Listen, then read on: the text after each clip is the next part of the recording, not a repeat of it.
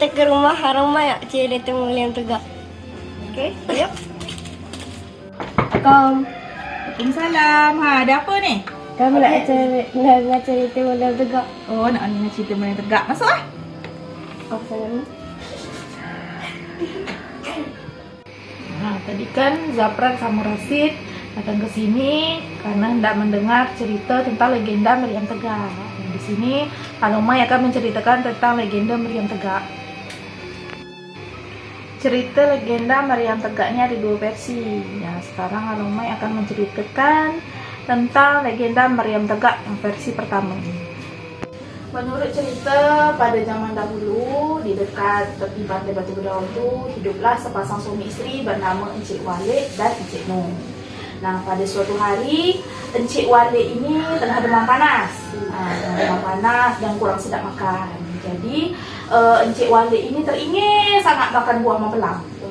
Kemudian dia tolonglah kepada suaminya Encik Noh ini untuk menjolok buah mempelam yang tak jauh pohon itu dari rumahnya. Kemudian setelah berkali-kali diminta tolong kepada suaminya untuk menjolok pohon mempelam ini, Encik Noh ini mengabaikan permintaan si isterinya Encik Walid. Jadi Encik Walid ini marah. Encik Walid marah, dia ingin membuktikan kepada suaminya bahawa dia bukan perempuan yang gampang diremehkan. Jadi dengan panas, demam tingginya ni, dia turunlah ke tanah untuk mengangkat Meriam. Jadi dia turun ke tanah dengan panas tinggi, dengan marahnya dia menenteng Meriam tu macam menenteng raga. Kemudian dia tancapkanlah Meriam itu ke tanah dengan pangkal Meriam itu menanjak ke bumi, moncongnya ngadap ke langit. Kemudian si suaminya ini, Encik Noh ni, terkejut melihat isterinya marah dengan mencacatkan Meriam tersebut.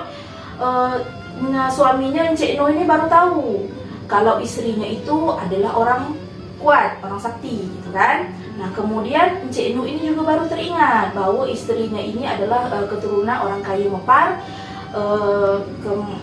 Mepar, golongan orang kuat, orang sakti gitu. Kemudian saking malunya Encik Noh ini, dia menamparlah pohon mempelam tersebut. Nah, karena Encik Noh ini juga orang sakti, bergegarlah pohon mempelam itu, jatuhlah daun, ranting dan buahnya gitu. Nah, kemudian setelah dari kejadian ini, sepasang suami isteri ini, Encik Walid dan Encik Noh ini hidup harmonis. Kemudian mereka berdua pindahlah ke Pulau Lalang yang berada di selatan Pulau Singkep. Kemudian di Pulau Lalang inilah Encik Walid dan Encik Noh ini mempunyai keturunan. Nah, bahkan sampai sekarang masih ditemukan keturunan Encik Walid dan Encik Noh ini di Pulau Singkep.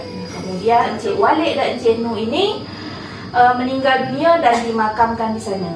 Begitulah cerita versi pertama tentang Meriam Tegak. Terdapat juga cerita yang lain tentang Meriam Tegak, yang cerita yang kedua. Pada suatu kisah, ini di halaman rumah Encik Walid dan Encik Noh ini terdapatlah sepucuk Meriam. Karena dianggap Meriam ini mengganggu dekat halaman rumah mereka, Encik Walid ini pun meminta kepada suaminya Encik Noh untuk memindahkan Meriam tersebut ke tempat lain. Jadi Encik Noh ni mencobalah mengangkat Meriam tersebut, tapi ia selalu gagal karena ia tidak kuat mengangkat sendirian. Nah, kemudian itu berfikir bagaimana caranya supaya Meriam ini bisa dipindahkan. Nah, kemudian Encik Walid ni terus gitu bercakap dengan suaminya, minta tolong dipindahkan. Jadi saking sering diingatkan oleh isterinya Encik Walid, Encik Noh ini marah, kesal. Kemudian dia bilang ke isterinya, kenapa tidak isterinya aja yang memindahkan Meriam tersebut. Kemudian hanya gara-gara itu hubungan sepasang suami isteri ini menjadi renggang gitu, menjadi tidak harmonis. Lalu kemudian Encik Walid ini melihat ada lesung kayu yang di belakang rumahnya itu ditumbuhi oleh cendawan.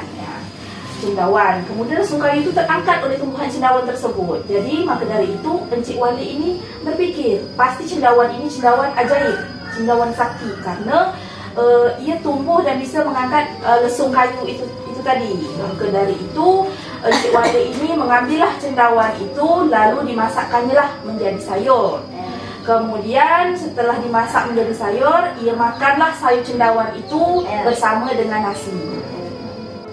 setelah memakan sayur cendawan tadi, Encik Wale ini merasa bahawa dirinya itu memiliki kekuatan yang sangat besar karena ia dapat mengangkat benda-benda yang berat gitu. Maka dari itu pada suatu hari saat Encik Nuh sedang tidak berada di rumah, Encik Wale ini turun ke tanah ke halamannya. Dia mengangkat meriam tadi, kemudian diangkatnya, dijepitnya di ketiaknya, kemudian ditancapkannya ke tanah tak jauh dari rumahnya. Kemudian pangkal meriam tersebut menancap ke bumi dan moncongnya hadap ke langit. Kemudian pada saat Encik Nuh ini balik ke rumah, terkejutlah dia bahawa isterinya itu dapat mengangkat meriam tersebut kerana ia merasa malu dan kemudian ia juga merasa meremehkan isterinya tersebut. Kemudian dia meminta maaf kepada Encik Wale dan mereka pun hidup harmonis kembali. Kemudian Encik Wale tidak pernah menceritakan kepada siapapun bahawa ia telah memakan cendawan ajaib. Nah, dari kisah ini tersebut, meriam yang dicacat Encik Wale ini dipercayai oleh masyarakat bahawa meriam tersebut tidak dapat dipindahkan karena meriam tersebut mengandung kekuatan gaib. Nah, itulah cerita versi kedua legenda tentang Meriam Tegak.